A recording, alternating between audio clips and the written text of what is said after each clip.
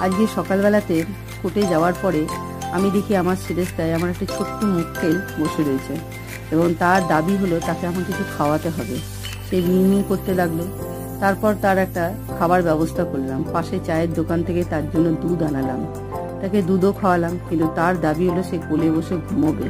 সে তাই যথারীতি সেটাই করলো, আমার কোলে বসে ঘুমোতে লাগলো। আর আমি সেই সুযোগ বুঝে ওর দুটো ফটো তুলে নিলাম।